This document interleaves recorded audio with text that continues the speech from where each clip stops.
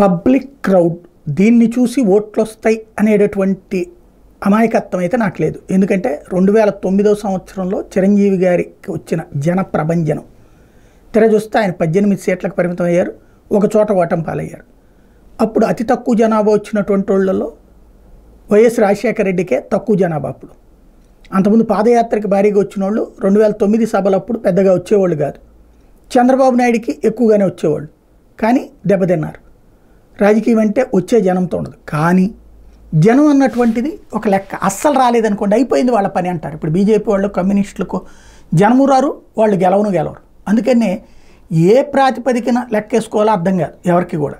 అది ఎప్పుడు పెద్ద రిస్కే అనమాట.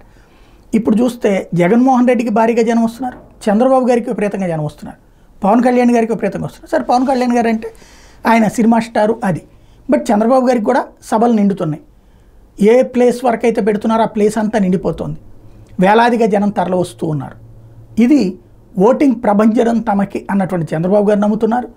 అదే సందర్భంలో ఈ గ్యాదరింగ్ అన్నటువంటి దాన్ని జగన్కు వచ్చినటువంటి విధంగానే ఏదైతే జనం వస్తున్నారు కాబట్టి ఇప్పుడు వీళ్ళిద్దరిది కంపేర్ చేసినప్పుడు ఈ వచ్చిన జనం ఎవరికి ఓటేస్తారు.